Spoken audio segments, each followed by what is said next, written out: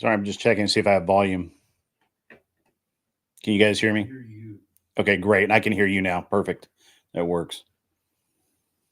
Perfect. Yeah, excellent. Thank you, Don, for being here. What we're going to do is jump right into this. So, let's say 5 to 10 minute openings. And if you even were like, hey, I'm not prepared to do an opening, that's okay. We could just jump right into the open dialogue. That can work too. If you want to say, hey, I'll just defer it to that. I'll kind of push my time over to that. That works. And let me just do one last couple little tweaks here in the OBS so it looks nice and aesthetic. And yeah, excited, Don. Thank you for being here. Thank you for jumping in. And Mark, thanks again for staying up super late. And we are going to rock and roll in just a moment. And folks, I will add Don's link in the description box as well. So keep an eye out for that.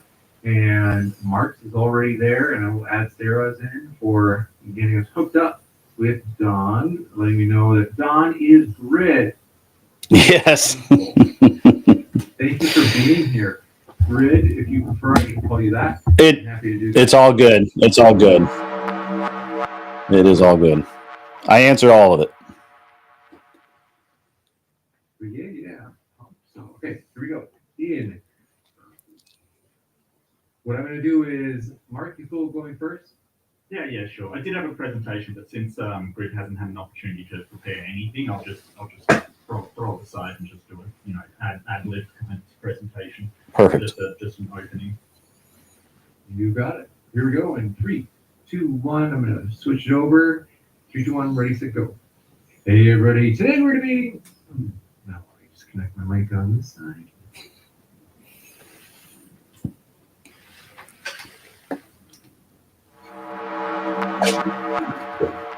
Hey everybody, tonight we're debating Christianity versus secular humanism. Which is better for society? And we are starting right now with Mark's opening statement. Thanks for being with us, Mark. The floor is all yours for your opening. Thank you very much, James, and thank you to Modern Day Debate for hosting this, and thank you to my opponent, Grid, who is very, very nobly filled in for Andrew, who could not make it today. So secular humanism versus Christianity is the topic that we're looking at today. Which one is actually better for society? And I think that a lot of the time secular humanism is misrepresented in sort of some of these debates. Really, when you really drill down to it, secular humanism is all about human well-being. So I want to make sort of a very, very definitive statement that if you're not talking about things in the context of is it good for human well-being or bad for human well-being, then you aren't talking about secular humanism. You're really talking about something else. Now, this sort of meta-ethical goal of human well-being applies to multiple things. Obviously, with the individual, it applies to your just physical well-being, how you can get enough water, food, all of your physiological needs. It applies to your psychological well-being, how happy or contented you are with the way that things are going in your life. And it also applies to society.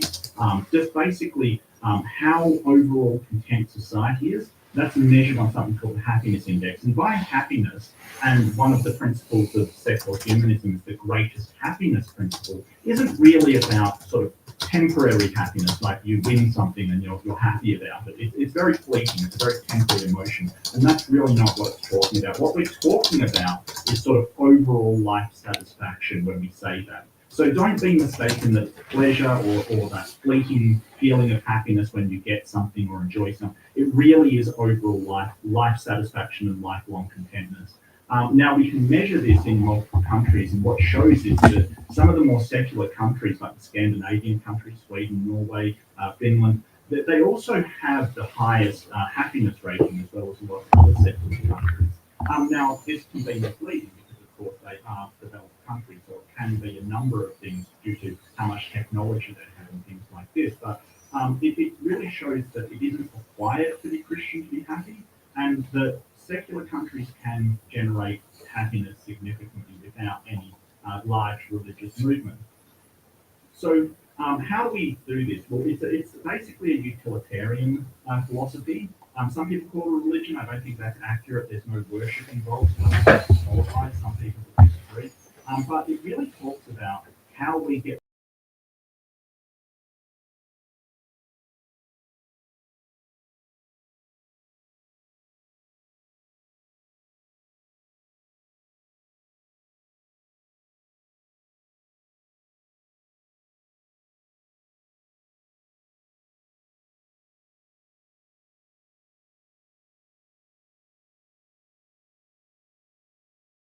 to a society. And don't forget, we're talking about whether it's good for society, not part of the society, not good for Christians, but all of society. When that gets applied to society, that authority is rejected by a whole load of other religions. For instance, even the same religion, different denominations. For instance, the Catholics put their religion in, the Protestants all dislike it and will not follow them.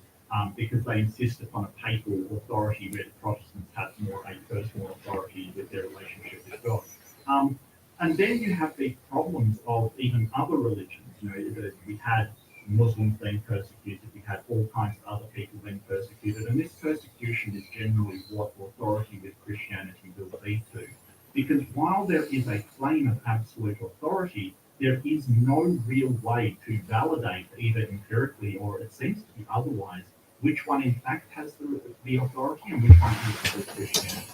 So what secularism does, and secular humanism specifically, is that it distributes the same rights and the same obligations to all religions and non-religious people. So it essentially treats everybody the same. This is based upon something called the veil of ignorance by John Rawls, who says that if you're to design a healthy society, you really want to design it so you're relatively satisfied no matter what part of that society you're born into. So you're pretty satisfied born into, being a servant and a cleaner, as well as satisfied coming in some kind of upper class. But essentially that's how it works. And so secular humanism doesn't make this assertion of authority. It doesn't say your religion needs to be persecuted because we have the authority over you. Rather, what it does is simply looks at whether actions are harmful to people in that society. So if there is a religion that's a cult that is literally harming people as it goes, then secular humanism will say that that is a bad bad thing towards in virtue of that utility of well-being. So in this way, it doesn't make any overarching assertions. And also, the big thing is that secular humanism does not impose itself on other people. It doesn't say you have to believe this. It simply says this is how we evaluate it. And if you wonder how we evaluate it, generally secular humanists use science. Science is the best way that we can find out what the world around us is and that's the world. Even if, look, you may think that a God is responsible for science, okay, I disagree, but we still know that science is the best way to evaluate the reality, regardless of where it comes from. So that's really where we base our estimation of how something is good and how something is bad. Now, science doesn't tell us how we ought to use it, doesn't tell us whether we should build a nuclear plant or an atom bomb. That's where we need something else. We need to look at philosophies where we can say, what should we use this for? And that's where secular humanism says, well, we can use it for the well-being of people, and that's how we should use it because we are interested in the well-being. Just on the last thing, I really want to point out and I really want to make it clear that as time has gone on and humanity has discovered that it's sort of sitting precariously on Earth, it's floating in space, one of the most hostile environments around us, it really behooves us to work together and cooperate. These pro-social behaviours are emphasised by secular humanity because we don't think there's anyone coming to save us. We don't think there's any rescue from any deity or power or any authority. We think that humans will be the creators of their own success or the instruments of their own destruction. So this is why secular humanists believe that we have to cooperate, because on this earth, it may just take all of us working together in order to survive and thrive in a hostile environment. Thank you. Thank you very much for that opening statement, Mark. We're going to kick it over to John Walker, and I have not gotten to update the name tag on the screen. As you guys probably noticed, John is subbing in for Andrew. Thanks for being with us, John. Floor is all yours. Yeah, Walker, Wilson, it's all good British names. I really appreciate my opponent. I appreciate your point of view. However, I don't think we're going to find. I mean, we'll find some common ground, but I don't think we're going to be able to agree very much. And the reason for that is while everything you said at base has some measure of truth to it, the reality is that there's nothing in secular humanism that calls for you to be a good person. There's nothing in secular humanism that calls for you to do anything other than basically do no harm to anyone else. But that doesn't mean that you have a calling or a need or some virtue that is required to be a part of being a good person. There's no morality there. You can't appeal to any form of morality. And at the end of the day, I think that while it was a very good speech, it's a bunch of nothing really. And I look forward to going forward with this because sure, horrible things have been done in the name of religion, right? We can agree with that. I don't disagree with that. I think that there are bad things that happen in every aspect of the world, but I think overall, Christianity is the motivation and the foundation of all modernity. And I don't think that you can prove otherwise. Matter of fact, I know you can't prove otherwise. And so I look forward to this back and forth. I really can't wait because I think that you think that you were debating Andrew Wilson, who's going to take you down a logic train, and I'm not going to do that. I'm just going to. I'm more of a brute force sort of person, so we'll get into it, and that's basically my opening. Thank you very much for that opening as well. We'll jump right into the open dialogue. Folks, this is going to be an abbreviated debate where we got about maybe like 50, let's say 45 minutes of open dialogue, and then we'll have maybe like 10, 15 minutes of Q&A. And then we got to let Mark go because it is going on 1 in the morning. Yeah, thanks for that intro, Don. And I don't, not being able to find common ground, I hear you with that. I don't think do no no harm is correct. Do no harm was the Hippocratic Oath, right? It was basically the Hippocratic Oath. Now, doctors don't use the Hippocratic Oath anymore. They use the Oath of Geneva. And the reason why, part of the Geneva Convention, the reason why is because sometimes you have to do harm in order for the person's well-being. Like if someone has an infected leg, you have to do harm in order to help them, kind of thing. So do no harm isn't really a correct stance. It's really looking up, well, is this in the person's best interest? Can we increase the well-being of this person by doing this is really what we're looking at. So I feel that that's sort of a straw man that it isn't necessarily do no harm. It's taking the best option for the most amount of well-being we can.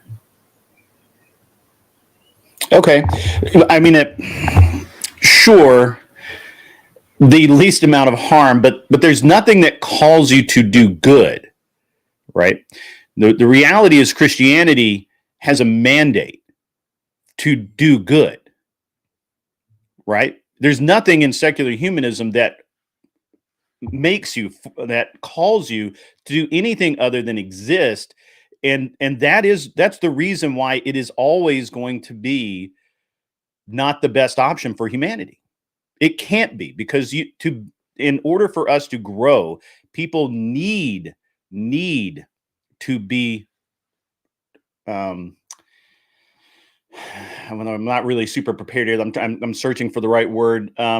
Need to be motivated, need to be grounded with the desire to do good, and a morality that makes it something that is desirable. And nothing in secular humanism, you can't point to anything in secular humanism that says go forth and do good. All it is go forth and don't be an asshole. I don't see that as the case, because so there is a humanist manifesto, and there is a certain level of, what we ought to do, and secular humanism is kind of a moral system. It will tell you what you ought to do and what not to do based upon human well-being. Now, I agree, there's nothing that says you have to care about human well-being, you have to care about society or fellow humans around you. I think that at a base level that we all feel empathy, that's a fact. We have mirror neurons that allow us to feel empathy, unless somebody's a psychopath or sociopath. But I think that guides us in what we want to see. I still don't think that caring about human well-being is objectively something you have to do, but a lot of the time it's in your own interest to do. And through empathy, most people do care about human well-being. Do you care about human well-being? Oh, okay, sure. But I care about human well-being because I'm a Christian, and I have a moral grounding for that. Secular humanists have no moral grounding whatsoever. Even your ought claim can't be substantiated. And I could take you down the path that you know well, that Andrew would take you down, to prove out that you can't make an ought claim, because logically you can't appeal to anything but your preferences and your wants and needs and desires. And anybody else's wants, needs, and desires can and will be different than yours. And while I'd love to waste 30 minutes of our 45 minutes talking about that, we already understand where that argument's going to go. I would much rather just continue forward with the absolute fact that you can't give any basis for your morality except your preferences over someone else's. And you can't appeal to objective morality. I mean, the minute you do that, then I have to do the whole argument, and we already know where that's going to go. And again, we're on a truncated timetable, and I'd love to do the Andrew Wilson thing of beat you down with logic, but right now I don't want to. Okay, go right. I'm sorry. Please do. What I care about human well-being, that's intersubjective. It's like something that is subjective but agreed upon by a whole bunch of people. And you've said basically you care about human well-being because you're a Christian, but I think that even if you weren't a Christian, you'd still care about human well-being. And I've met many ex-Christians that do care about human well-being, and there's many societies that are secular and non-religious that still care about human well-being. So how would you explain those countries that are sort of a-religious that still care about people? I'm sorry. I'm being asked to raise the audio. My audiences, and I can't do that. Yeah, they were saying I'm having a hard time hearing you. I apologize to my chat, and I apologize for getting distracted. So as far as sorry, walk me just really quickly through that one more time. Okay, so you said that you care about human well-being Mhm. because you're a Christian, which Yes. implies that you wouldn't if you weren't a Christian. Mm-hmm. A lot of people who used to be Christian still care about human well-being. No, I would be a horrible person if I weren't a Christian. Christians that care about human well-being as well. So Mhm. I don't know how you explain all of these non-Christians that still care about human well-being through societies all over the planet. I mean, people can care about those things, but there's no reason, there's no driving force. I care about people because I'm a Christian, because otherwise I would be a pirate slitting throats. Okay. I know myself. I'm literally not a good person. I'm a really bad person. I'm a mean, angry individual. I know that about myself. Christianity tempers that and forges me into something that makes me want to be a better man. And if you don't, and it's interesting that you can't understand that. But I mean, as a man, as a human male, I endeavor to do violence.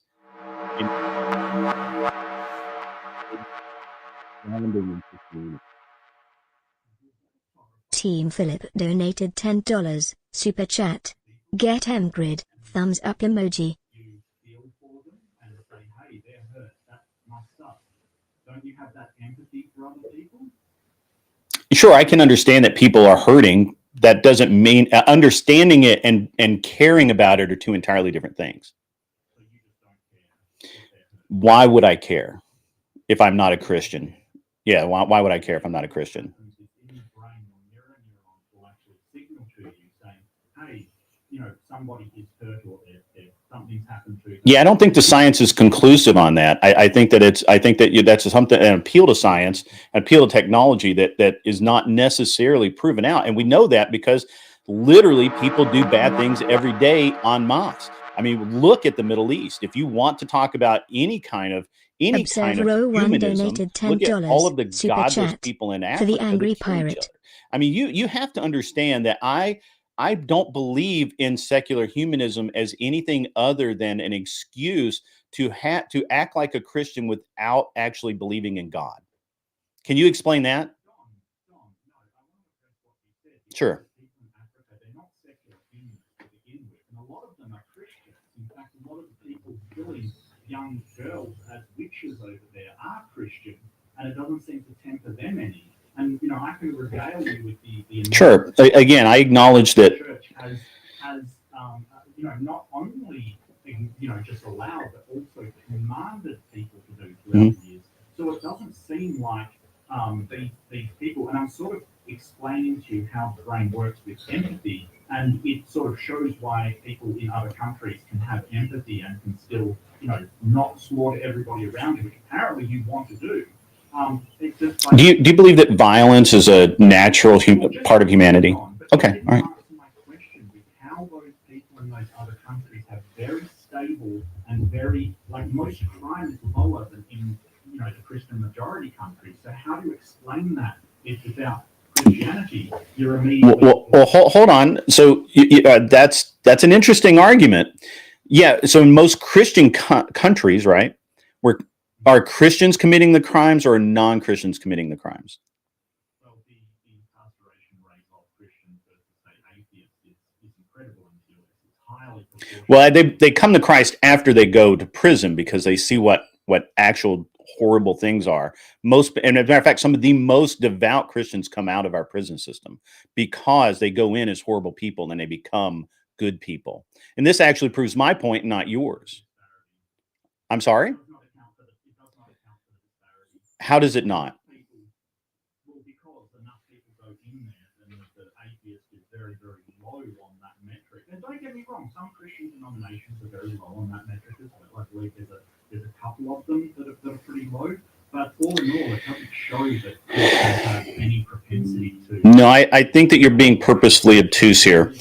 I think you're being purposefully obtuse, and you understand exactly what I'm saying. What I'm saying is that people are, especially as young people or people who are born into less than desirable situations, they bend to the easy path, correct? Can we agree on that? It's easy to live a life of crime, correct? Yeah, I think I would agree. You would agree with that? Okay, good. Preponderance of people in Sure. socioeconomic classes to commit crimes. Sure. Yeah.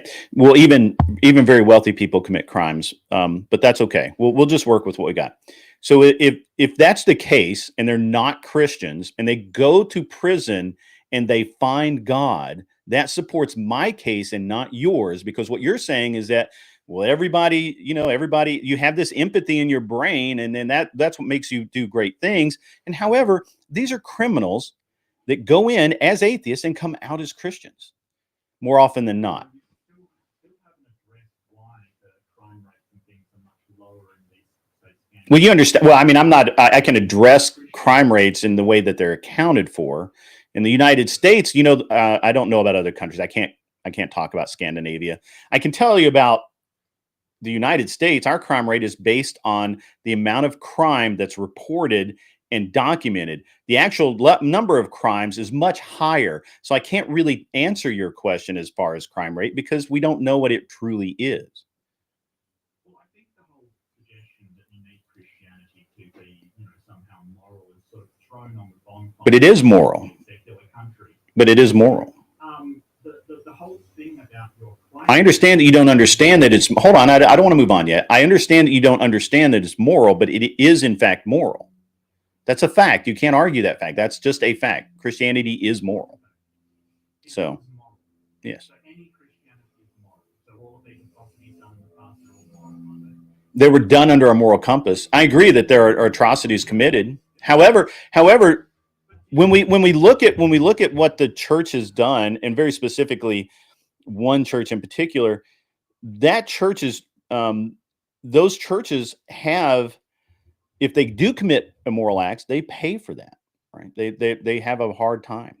So, but immoral. So, hold on, and that actually brings up a good point. In moral secularist, what keeps you moral? It is the virtue of caring about human. Just that. So, if you decide not to care tomorrow, you're fine. What if you decided to worship the devil tomorrow? Well, that would be like an about face, and I wouldn't be a Christian anymore. Yeah, and I wouldn't be a secular humanist anymore.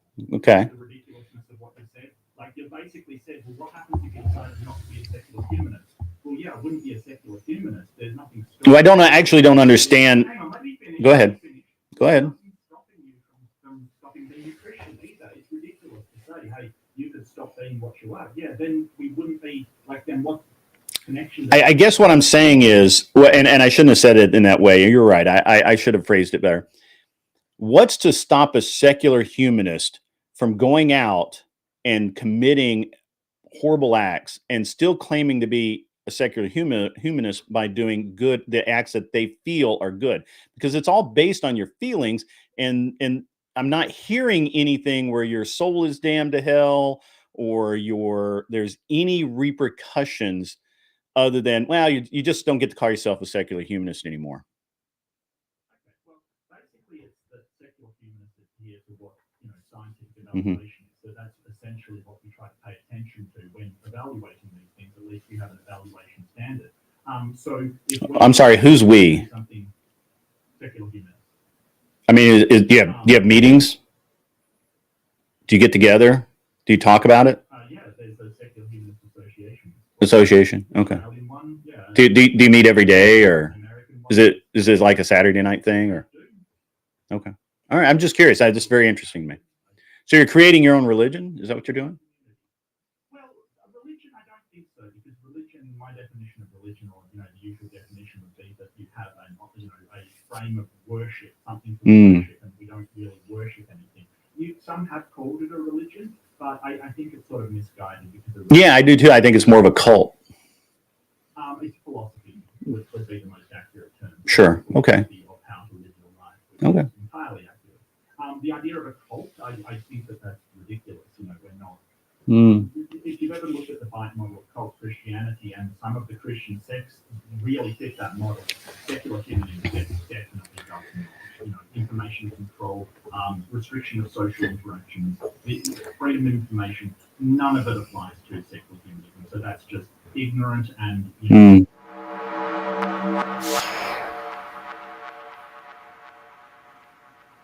really horrible things, but I don't want to because I care about human well-being and I interact with it. So when we're talking about morality, I can say, well, whatever draws us towards human well-being is moral, and whatever draws us away is immoral, essentially.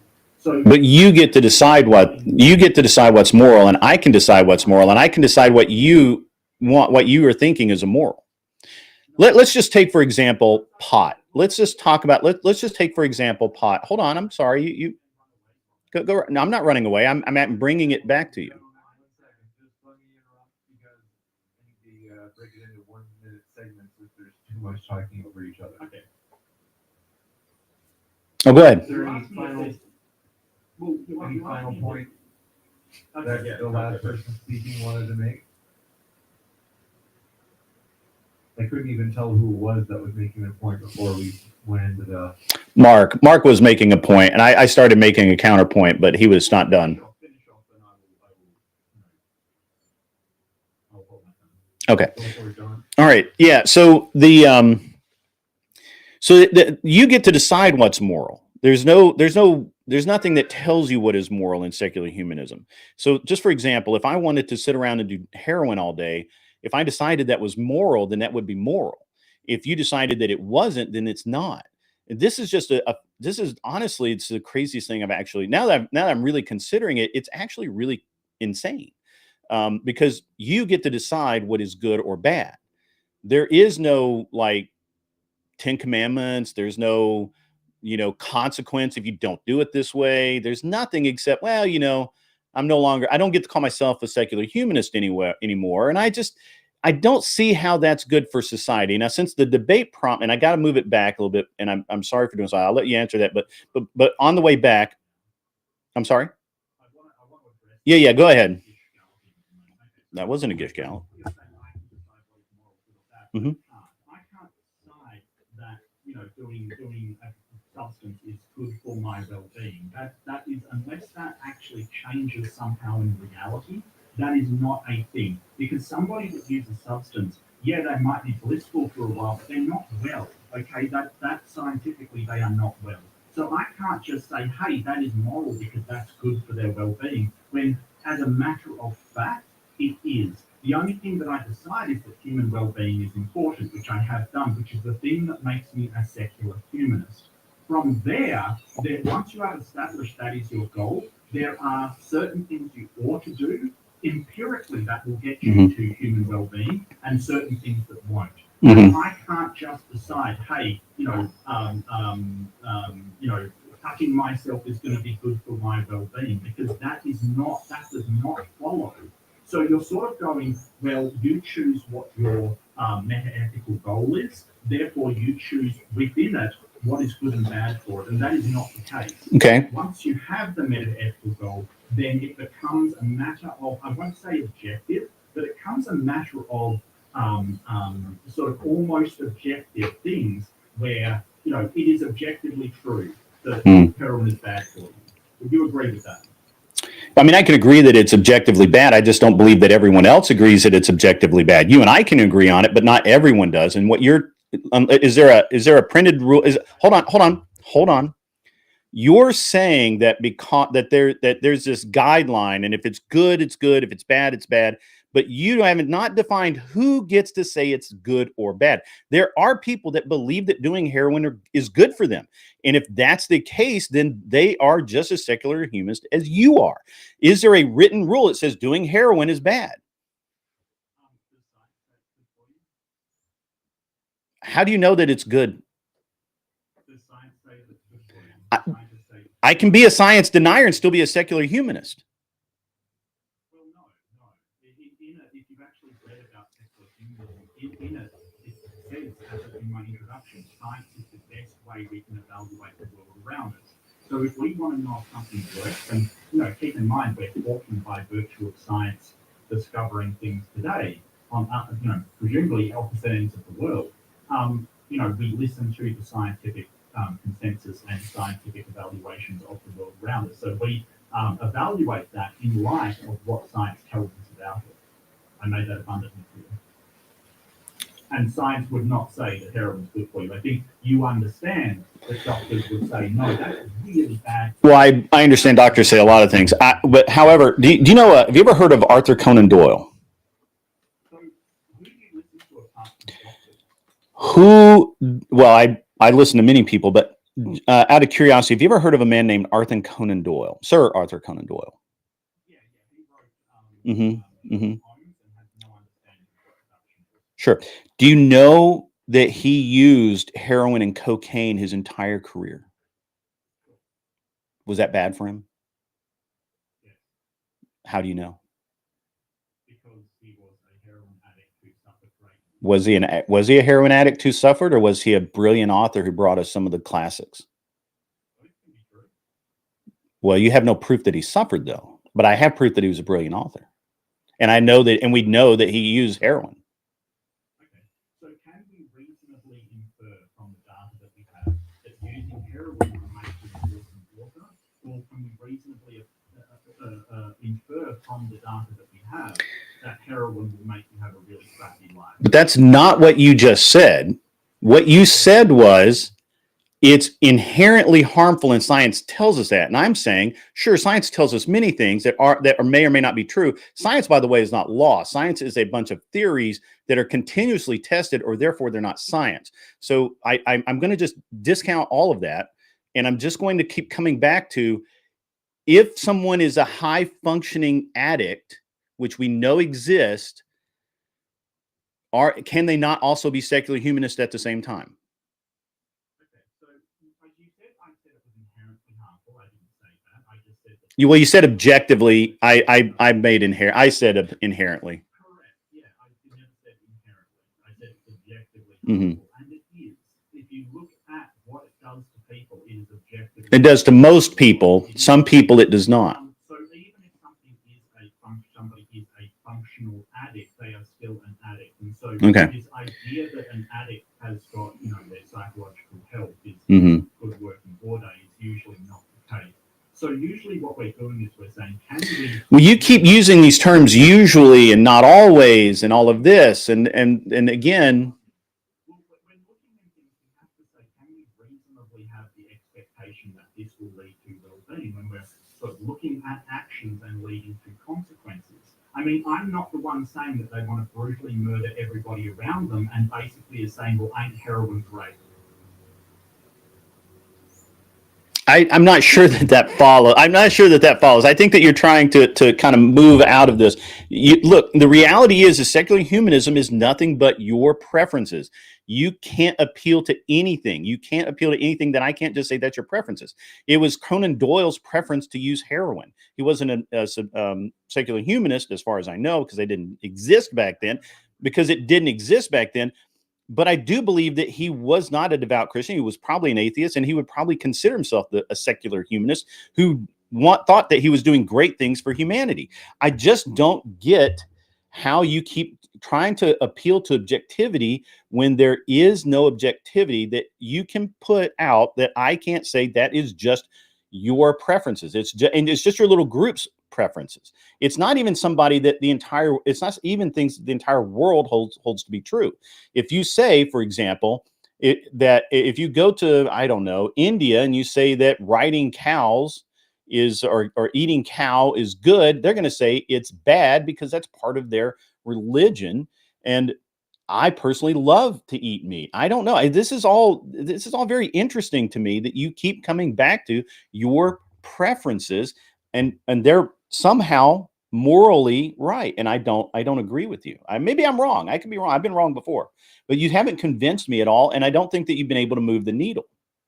Well, you have not in any way shown that in life, in virtue of human well-being, Mhm. that using opioids or any kind of substance is good for human well-being, and I will disagree. No, that's okay. Stop. No, every day opioids help humanity. Every single day, doctors prescribe them every single day. So come on, man. I didn't say addicted. You inferred addicted. I'm pretty sure you did. I said there's someone that uses heroin. Is that morally wrong according to your secular humanist belief. Their well-being, yes. If it is to like stop pain or stop suffering, Why- it may be okay for their well-being and Mhm. the minimum amount of suffering. But this whole thing about why is just using heroin just not fantastic in your world? Yeah, so if I was a secular humanist, Reasonably, can I please yeah, I'm sorry. Reasonably, we can expect very harmful things to happen. And considering America and the opioid crisis at the moment, and you're sort of going, well, it can be fantastic, is not a very reasonable way to address whether something ought to be done or ought not to be done. But I'd like to look at your worldview at the moment. Sure. Because I feel like you're just throwing me on mine. Mhm. God says, or just say, we're talking about morality. Mhm. Where does morality come from? Is it just what God wants, or is it taken from some other place? So morality is within the scriptures. If have you read the Bible? Okay. So my morality is based on the scriptures. My worldview is created by the scriptures. I will tell you that, first of all, I'm a Southern Baptist, so I believe that if you sin, you go to hell. I tell people that all the time. I believe that unless you seek redemption for your sins, then you're probably not going to do well in the afterlife. And there are many other things that are unique, kind of to Southern Baptist, that you may or may not be aware of. So I won't go too far down those specific routes unless we need to, which I don't think we have time for anyway. But How do you know that the Bible reflects morality? How do you know that that's actually? oh, how do I know? Okay. All right. Oh, rather than it just being a great storybook that somebody wrote down and everybody just believes in.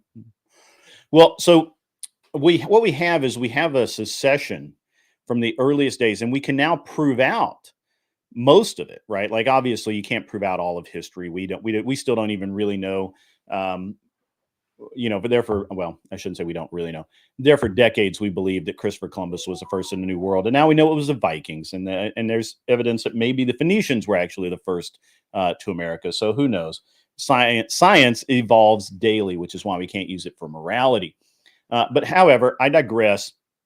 The Bible, and again, I'm not the best person to argue the continuity of the Bible. I'm not an orthodox.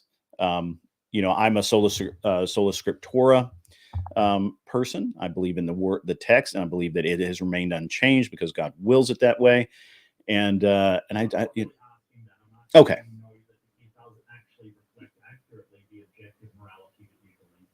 It does, because its teachings and morality have taught me to. Well, sorry, something go on here. Sorry, I was on my bed. My teachings and morality come from the Bible and the teachings, which came from God, and that's what I adhere to. I don't know that I'm qualified. I don't normally go too far down this path because I don't really feel like I'm qualified. I'm not a priest. I'm not a pastor. God sort of imparted, told what morality is to these people, and then they wrote it down. So is morality what God tells us is moral and immoral as through the Bible? Yeah, I get my morality through the teachings of the Bible. Thou shalt not kill, thou shalt not commit adultery. If we get into the New Testament, marriage is between one man and one woman. Men should not lie down together. I mean, we could go through that, but I don't know. Again, I don't know that you're asking me to go through the entire thing. But yes, my morality comes through the teachings of the Bible, which are time tested.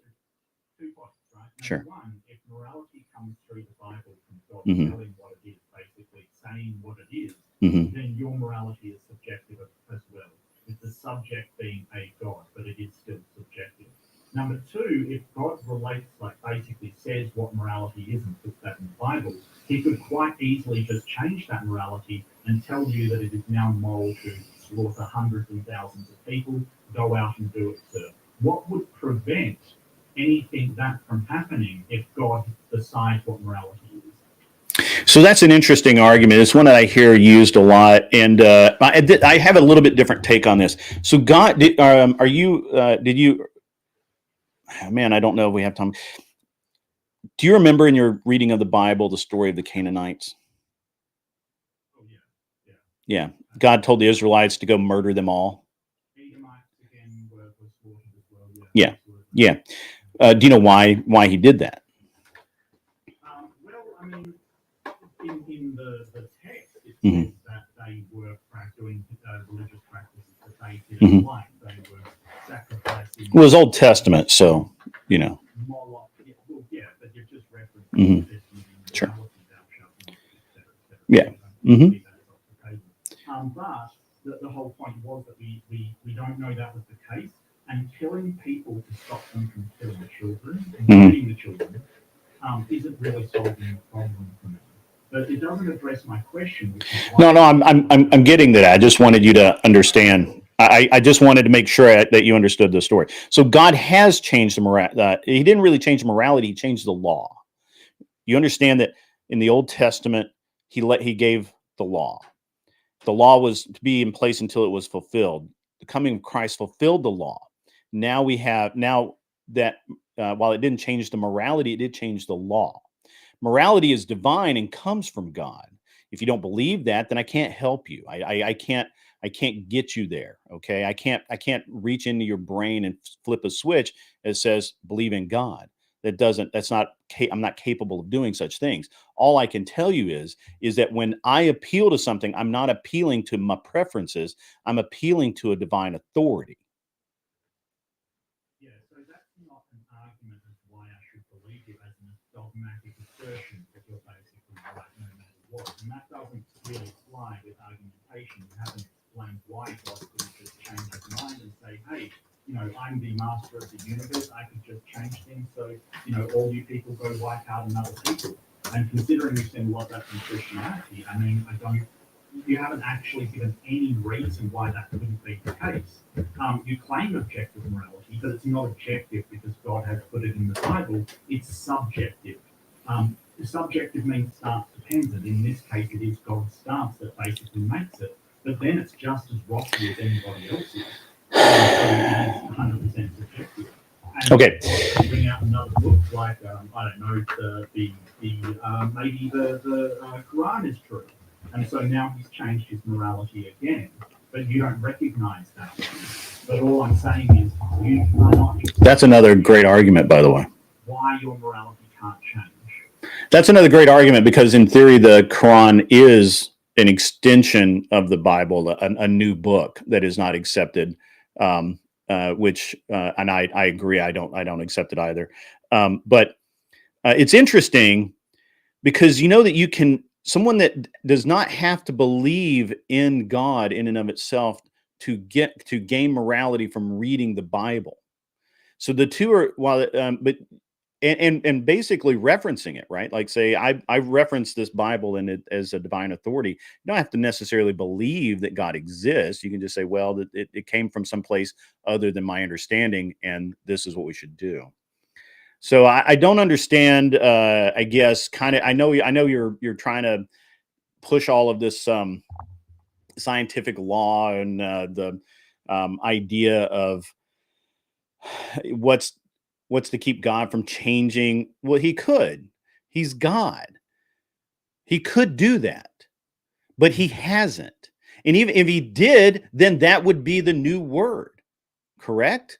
But that would be a higher power, not a human being. So what you're asking me is if Jim Bridger came out and said, you can all be Mormons now and have multiple wives, and here's my new Book of Mormon, that I as a Christian would follow that blindly, and I wouldn't because I don't have any proof that he spoke to God. There would have to be a revelation. I mean, I'm wondering if you actually have read the Bible, because I don't think that you actually understand it in a layman's terms, because I'm a layman. I'm not a priest. I stumble a lot with scripture. I'm not a particularly good, I'm not Andrew Wilson. I'm not Andrew Wilson, so I'm not going to beat you down in that same regard. But I'm just going to tell you over and over again that it is divine, and therefore it could change. That's absolutely accurate. However, it hasn't. And by the way, it references in the Bible exactly how, when, and why it might change in the book of Revelations.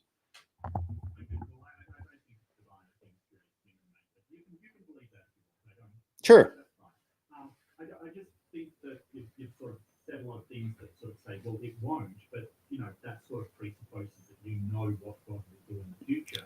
But I have another question for you. If No, I didn't. I specifically said it could, but it hasn't.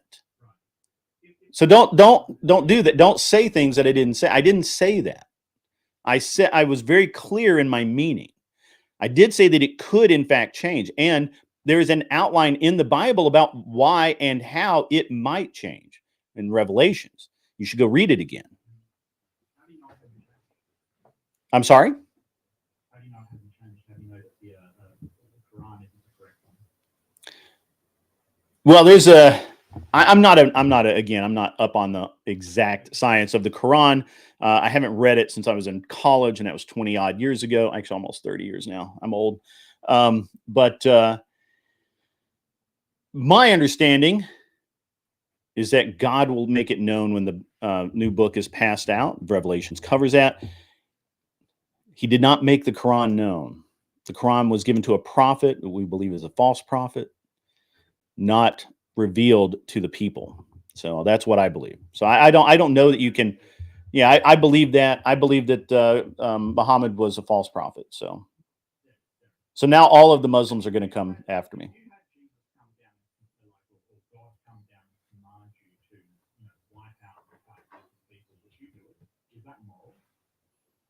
I'm sorry, if he commanded. So hold on. You're asking me if someone told me to go kill these people because they need to be killed, would I do it? Yeah, absolutely. We have wars every day. Sure. That doesn't need to happen. All that has to happen is you believe you've been told by God, right? I don't need to be told by God. I can simply be told by the President of the United States, go kill these people. I'll go kill them right now today. Really? Sure. No matter who they are. If we're at war, we're at war. What if it's a U.S. citizen? I'm sorry?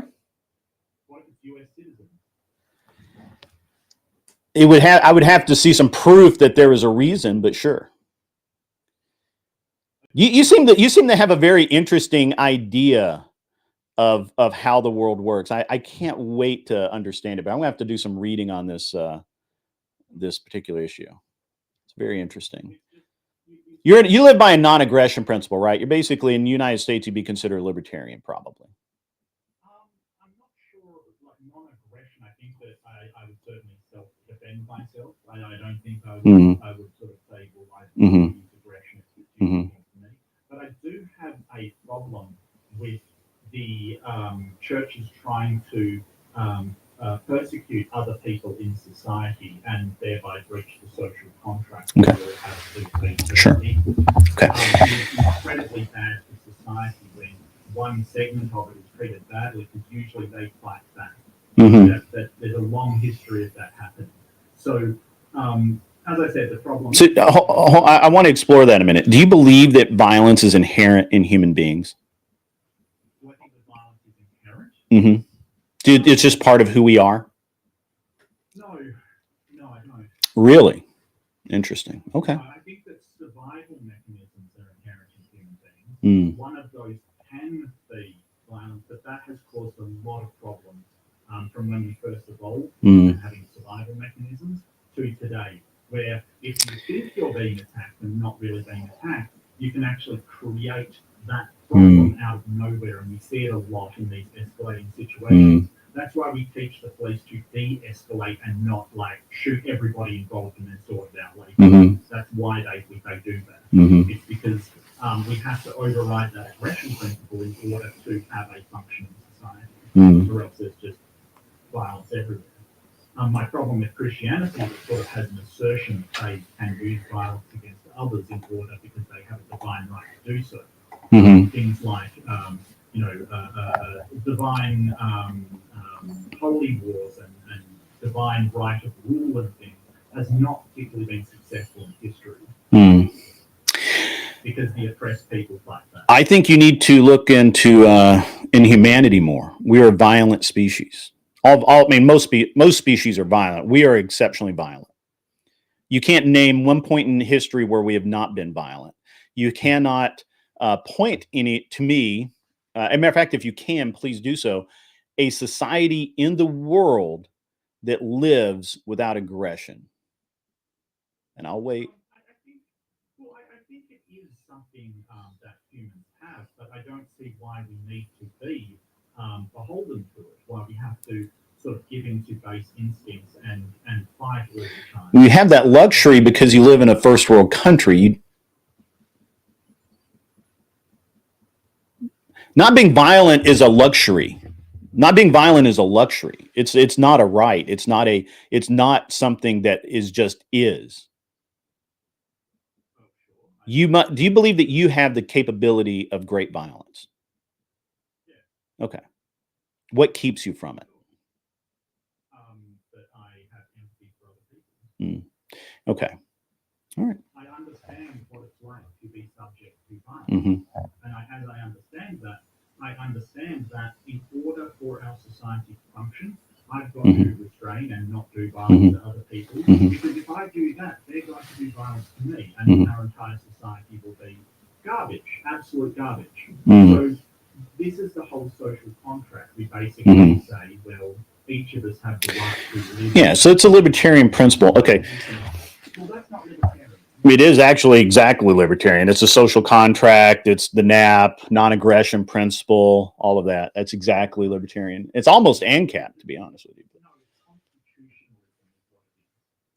No, I'm constitutionally One thing is, I hate to do this, but just because Mark, the reason that we can't go longer is that Mark actually has to take off. Oh, I'm sorry. And then again, it's going on 1 in the morning, and so in Mark's time zone, we do have to jump into the Q&A. Sorry for doing this. Sure. But you guys, we could always host you guys in another one. Yeah, when I'm actually awake and dressed in something other than a t-shirt and sweatpants, we'll do that.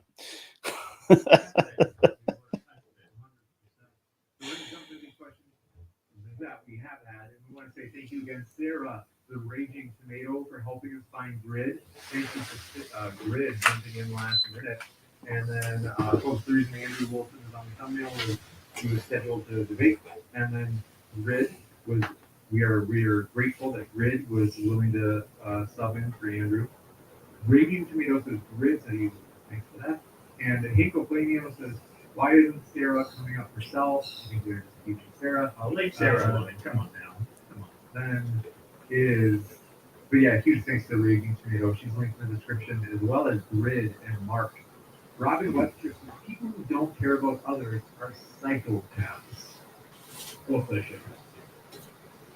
You guys agree?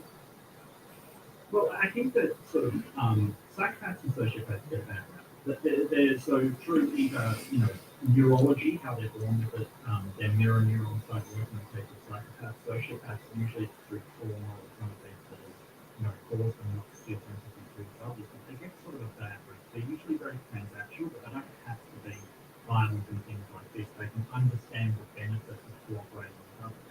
And we can help them because we understand how this disorder works. But she's absolutely correct. People with no sense of empathy are sociopaths or psychopaths. That's what we call them. This one coming in from, we appreciate it. Yeah, Netflix says, quote, secular humanism is not a cult. We don't do information control, restriction of social interactions, etc. And then they said, bro, so I think they're quoting you, Mark. They say, bro, have you heard of COVID? I mean, what I meant to say is the virus that shall not be named in 2020. Yeah, so when we got lockdowns in Australia and we tried to halt the spread of disease, we had a lot of interactions. News was fairly broad. The idea was that what people were saying were activating who died. So, some of that has to be restricted when you're basically giving medical information and you're not a doctor or somebody who has any proficiency in understanding virology or epidemiology or anything like that. So, I think that sort of saying that this is a cult because they don't allow people to masquerade giving medical advice, and a actual cult stopping any information coming in from outside and only allowing them to hear the echo chamber of the cult. I think that's a bit disingenuous to equate the two things. You can still talk to your friends, you can still talk to everyone else, but seriously. Any thoughts, Don? No, I don't have any thoughts on that. I'm not really. I mean, to me, it seems like just another made up philosophy trying to avoid the idea of organized religion. You got it.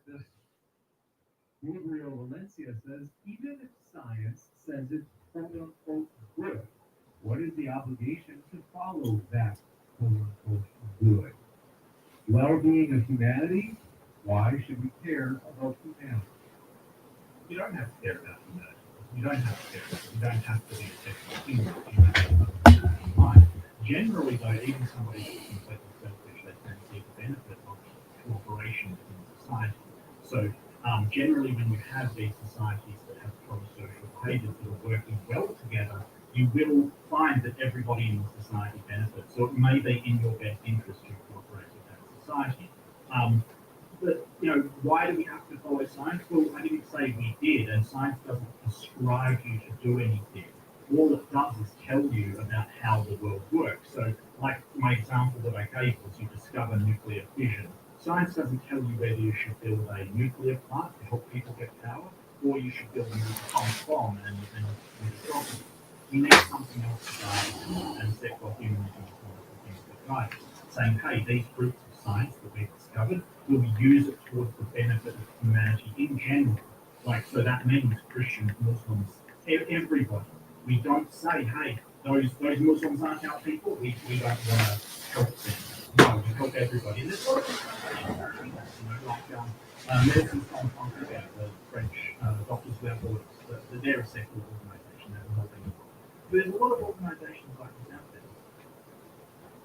You got it. Thank you. A question from Andreas Wayland, parentheses, Wayland 88. If you're good, you're going to do good. If you're bad, you're going to do bad. Being religious doesn't change that. Perfect example, just look at what the Catholic Church has done to many, many children.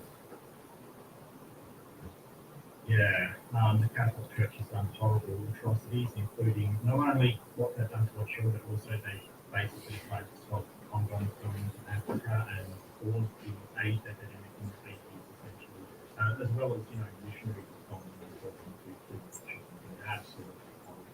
But I'm not sure I would agree, sort of good and bad people. I don't think people are good and bad. I think that actions and, sort of things that people do are good and bad. And yeah, we sort of say, hey, it's a bad person. It's generally all of the stuff they do is bad. But I don't think there's an inherent goodness and badness about people. People can do really wrong things, absolutely horrendous things. I think it was Noam Chomsky that once said, we each have the capacity to be a saint and a Christian. And I do agree with that. All right. Don, do you have anything? Yeah, I have something on that. Can you just read it to me so I'll make sure I have the exact quote? Yeah. So they said, if you're good, you're going to do good. If you're bad, you're going to do bad. Being religious doesn't change that. Perfect example with what the atrocities of the Catholic Church and children. Yeah. So since we've taken religion out of schools, I know they're obviously insinuating the problem the Catholic Church has had over the past decade or so of priests and children. But you're more apt to be your children are more apt to be assaulted by teachers or other staff in public school system in America than they are in any Catholic church, and the numbers bear that out. Being mad at religion for something that humans do is the retreat of the weak, and just keep retreating there because we don't want you. You got it. And anybody that just tuned in, the reason Grid is here is because we have people constantly logging in. They're like, what's going on? Is Andrew didn't make it 30 minutes before he said he can't make it. Grid jumped in for him. And so we do appreciate that. Grid and Sarah helped us connect with Grid. And we want to say a huge thank you to Mark. So the reason that I know that I probably sounded like I was furious at the start of this stream, because Andrew said he was too tired and he was not going to make it and he's going to go back to sleep instead of coming to the debate, is that it not only is kind of a slap in the face of me, but also it's kind of a slap in the face of Mark. So it is kind of like, yeah, it's like, I'll turn the other cheek, James. There you go. There you go. so, no, I do want to, the last question though, I want to ask, so let's see, just out of curiosity, what are your thoughts on this, Mark? Because I'm just like, oh, this is interesting because, well, Raging Tomato, thanks for your super chat. Says, thanks for hosting, James. Mark, appreciate your willingness to adjust. And Grid, thanks for jumping on last minute. I vote for a round 2 with better prep time. Oh yeah, and that's the thing too, is that thank you, Grid, for jumping in with like very basically no prep. Yeah, I don't normally debate religious topics at all. I'm not qualified to do so. And also, for me, I don't know if you're like me, but my body, the older I get, the longer it takes my body to like be awake. When I wake up, my brain is not working nearly as well as like the evening. For some reason, the evening time, my brain is like, it's sharp. But in the early part of the day, I'm usually like slow and groggy. And I also, so I appreciate you doing it early in the morning because if you're like me, at least. I was up till 1 o'clock this morning. I did 2 streams yesterday. Well, 3 technically. Well, thanks again for doing it extra busy. When basically streamed out already. Well, I have another one tonight. Wow. Okay, you're doing a lot here. But I want to say huge thank you to both of our guests. What we're going to do is we actually have a third guest that's just going to jump on any minute. But this is actually maybe a good opportunity for if you're willing to stay a few minutes Sure. before our third guest arrives. We can talk about like debate concept and Yeah, absolutely. that. And then, Mark, I will let you get some sleep though. Bro, I appreciate you and thank you so much for staying up late with us. All right, no worries. Is that the end of the question? That is actually all for our questions. Everyone else is asleep too, Mark. Sorry, mate. Yeah, I will duck out. Thank you so much. And yeah, thank you so much. I know jumping in last minute is really intimidating, really tough to do. I've been there, mate. Yeah, that's really appreciate it. But James, always a pleasure. And I will see you in the next one, I guess. You betcha. Thank you again, Mark. Take care, brother. See you, mate. With that, folks, we are just thrilled. We want to say huge thank you again to our guests. And Don, thank you so much Don has been helping us get set up for DebateCon. So like our last DebateCon, it was a huge upgrade compared to DebateCon 4. However, there are still huge upgrades that need to be done. So for example, the biggest one probably being check-in, where we need a streamlined check-in. We also need to give people way more advance time so that it's not like 60 days beforehand that people know about it, or even 30 days in some cases.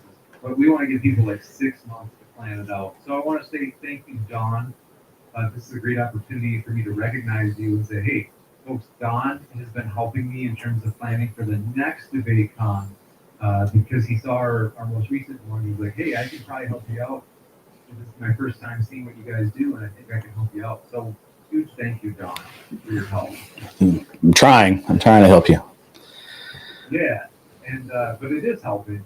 In fact, I got 2 cool updates. So just the other day, someone, these domain squatters, people will buy domain names. They'll buy like MondayDebate.com from GoDaddy or Squarespace. Yeah. And then they wait until the creator, I guess how it works is usually the creator reaches out to them and say, hey, like for example, me, if I were to reach out and say, hey, we really want that moderndayDebate.com domain name that you have, is that they'll say, oh, okay, but it's going to cost you. That's Yeah. how much it costs. And I'm so grateful that just the other day, our domain name actually expired.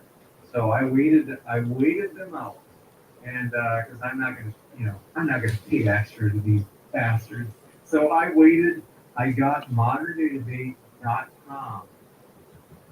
I snagged it when it was momentarily Awesome. available before they could renew it, and I saved it for 10 years. So I paid for 10 years worth. So it's ours for a decade. But the reason I'm mentioning it is because Don has said, hey, it's great to get a website for DebateCon. It is. Don's even been connecting me, or like helping me immensely networking wise, by connecting me with a website person that can help get DebateCon its own website or its own page, and then people can like see the schedule and get details about like here's the hotel. So thank you, John. Oh, no problem. And I don't know if I was clear in my last email because I was in a hurry, but basically what I've been told is that they don't want to just pull the logos off, just randomly off of your site or whatever. They want like whatever assets that you want on the paid, on the ticket sales page, on the merch page, all that kind of stuff. They want, they don't want to assume anything, so to speak. And I may end up having to just put you two in direct contact so that because I'm not a website guy. I'm not a design guy. So, they just said that they would do it and they would help out with it basically for free, at least for the initial setup. So, we're just trying to get you, kind of, we want you to be a little more pro, because in my world and, that I come from, you were either pro or not pro, and you need to be pro. I agree. And I'm the first person who admits modern day debate is so much room to improve. That's a good thing, in my opinion, because not because we want to keep it that way, but because it means, hey, look at how much better we can be. This is cool. Let's do it. Let's take ourselves to the next level. And so I'm glad for your honest feedback and helping us improve on these things.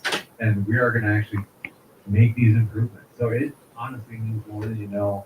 But yeah, I want to say thank you for that, Don. We are, by the way, folks. So Don also he did a poll on his own YouTube, I think it was. Mm-hmm. And he's like, hey, what city would you guys want to do this? I have DebateCon this fall be in. And so basically, he said, hey, everybody's saying Nashville days. And I was like, I was really reluctant, but then I did our own poll. And I was like, wow. It mirrored my results. It was almost the exact same. It was Nashville, Dallas, Atlanta, Newark in my poll. And I think that your results mirrored that almost exactly. It was hilarious. It is. Because not only that, but across platforms. Because I did a poll on Twitter and YouTube, and I saw both places. I was like, wow, okay, Nashville is actually popular. So we're excited about that. It will be this Nashville. It's maybe October. It might even be November. And so we are excited about that. It is going to be huge. We are really modern debate has just kind of very conservative. Our entire debate on history, and now we're saying we're actually going to take some risks, and we're going to get some bigger guests. One that we had talked about possibly trying to set up would be Andrew Wilson versus Lawrence Krauss. So that's like a theoretical last one. People saw Lawrence Krauss against Inspiring Philosophy Mike Jones, and they were like, hey, we want to see Andrew take on Lawrence Krauss on secularism versus Christianity. So that's the kind of debates that we're shooting for. And so we are excited about that. And then, but yeah, I do want to say thank you, John. What I'll do is, now we should have in just a moment an extra guest swinging by. Don, I'll let you get some rest if you'd like. Well, I'm actually going to take my when we get done here, I'm going to take my family to the zoo. We have a free day today, up until about 6 o'clock when I need to start getting ready for my show. Wow. So. I hope you guys have Yeah. You guys enjoy the weather nice over there? You're in Yeah. I'm outside of Nashville, and it's very pleasant right now. It's a little overcast, which will probably burn off, and then we've got it's pretty nice, and so not bad at all. Not bad at all. Peace, as the kids say. Okay, That's well, right. have fun, Don. Yeah, I hope you absolutely. and your family have a great time. Sure. And that's cool, man. Thanks again for subbing in. All right, sounds good, man. We'll talk later. 100%. Right. Yeah, folks, I want to say that updates as we got right now. Amy that's jumping in as well. Thanks again, Don. Yep. And our new guest.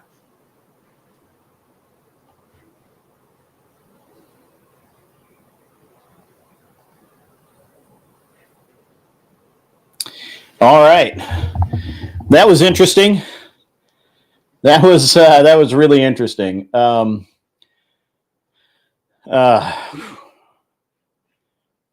don't date. I mean, I don't usually debate religion. I haven't been able to watch the. I haven't been able to watch the comments, but it looks like Michelle's like taking on like 5 of you and wrecking you a little bit. You have to be careful with Michelle because she grew up in the church, and I believe her dad was a member of the church, and so she's very well versed. She's wrong, but she's very well versed. So.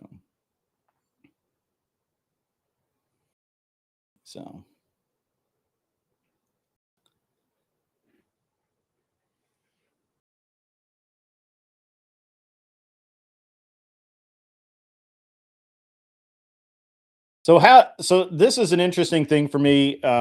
Stand by. It's smoking hot in here. I forgot to turn the air on.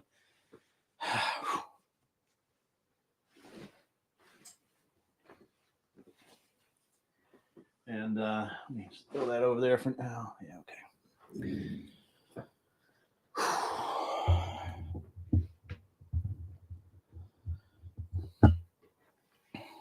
So what did you guys think of how I did? I hope I did Andrew proud. I really think that I think I kind of threw that fellow off when I said, "Hey, I'm not going to walk you down the entire path of destroying you, destroying the idea of your appeal to authority and your morality." So I hope I did well. I hope Andrew's proud of me when he watches it or hears about it. I hope it came out pretty decent. I do apologize. I normally refuse to debate religious topics because I don't feel qualified. So, I think I hurt the fellow's feelings when I told him that I didn't really care, and I think it really knocked him off base when I told him that I'm a massively violent person without Christianity, and I think that really, I don't think he knew what to say to that.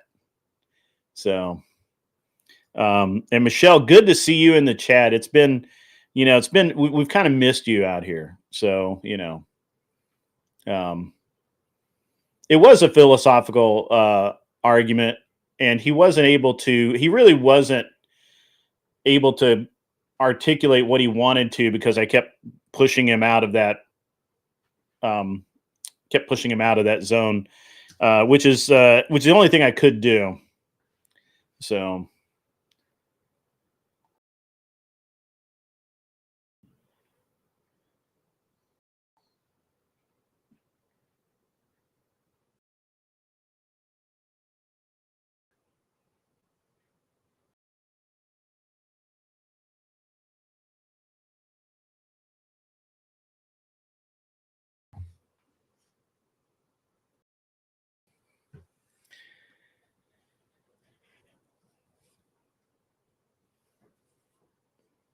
Right, that's true, Imperius. He was trying to impose morality into consequences.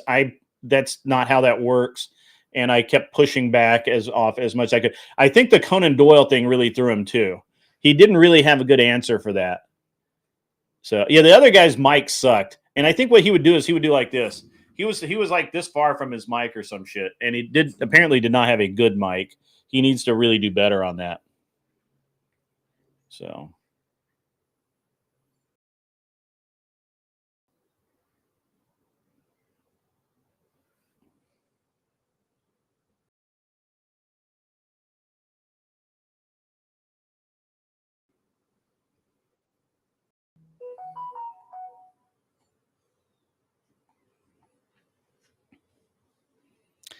All right, Michelle, we'll see you later.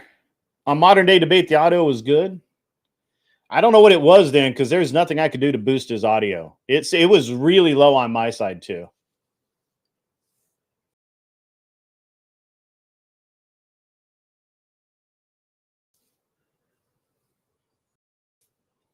Yeah, it was. Well, that's because you guys were watching it through YouTube, and I was restreaming it through. I mean, I was on a Zoom call, and Zoom always has horrible volume. I hate that they use Zoom.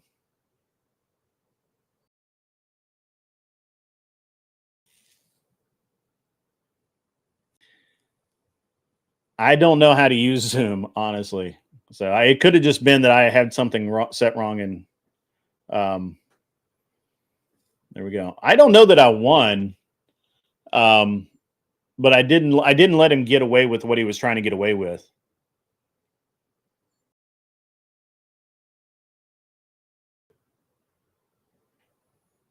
I didn't know they always had bad audio.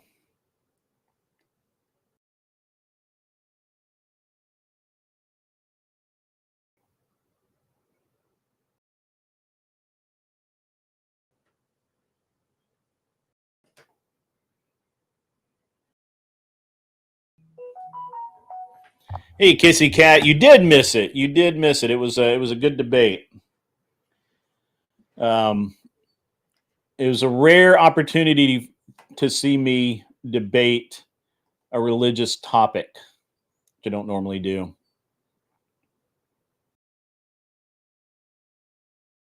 So, yeah.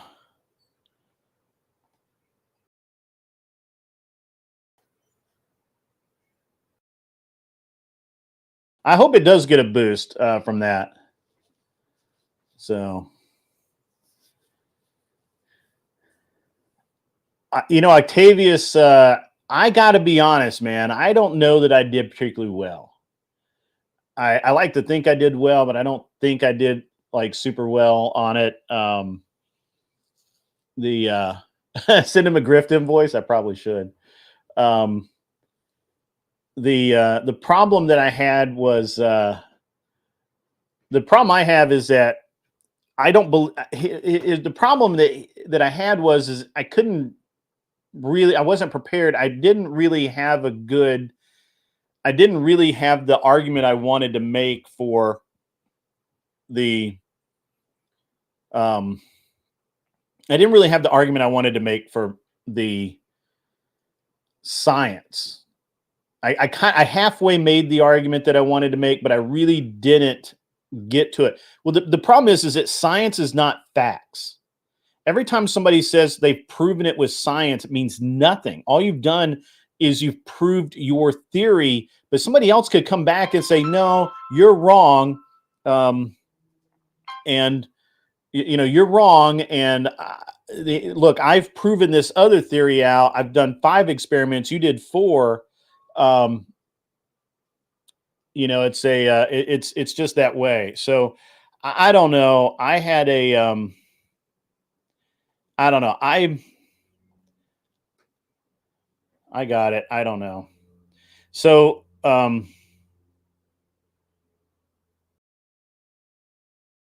we'll see.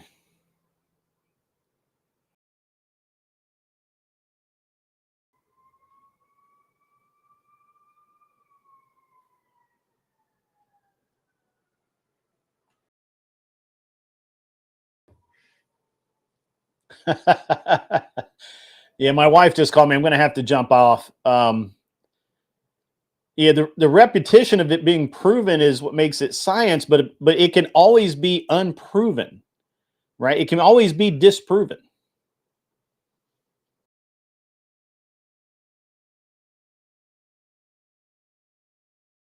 you're right, Angel Berber. I did, but I have to.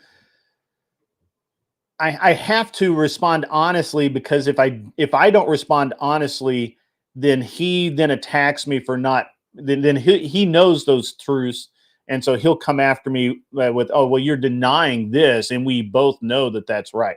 So, and that's the problem with basing a religion, which is I tried to get him to admit that it was, on science, right? They're basically they're doing, what's that, L. Ron Hubbard, the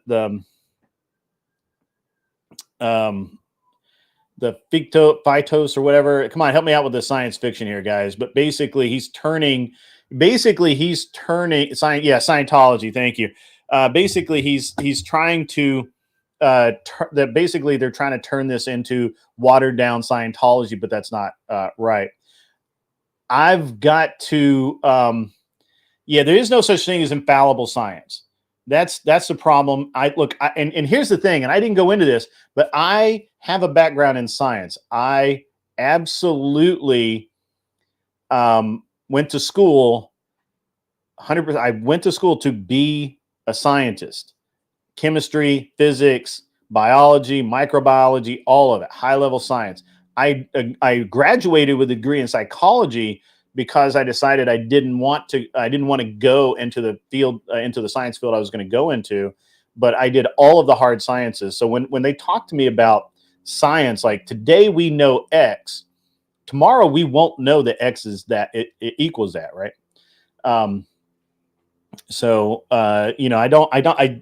I just can't ever accept that the science is infallible argument. I can never trust the science. Trust the science is literally, and I should have gone with the COVID thing because of Australia, but I didn't want to do that. So I hope you guys enjoyed this. It was a last minute thing. Please come back tonight. We're going to do the debate panel. If you jump in on the debate and you're good at it and you win, you get $100. Well, you probably get $100. You get 10% of whatever the donations bring in, and we're going to go until it's last man standing, and it's going to be a great thing. Last thing that I have going on here is Octavius, who, by the way, is a science fiction author. Top scientists have said in the past that they use it to better understand the face of God. And that's true. That's true. So, ladies and gentlemen, without further ado, I've got to go. I'm going to the zoo. I'm going to hang out with my family. I need to get dressed in some. So I put on a nice, fresh, brand new, actually, t-shirt. But I'm still in my sweatpants, and I need to go put on real clothes for my and go to the zoo. You ladies and gentlemen have a great rest of your day. I'm not going to forward you to anybody or anything like that, but come back 8:00 Central Time tonight, and we'll have a lot more fun. I got to go. You guys have a great day.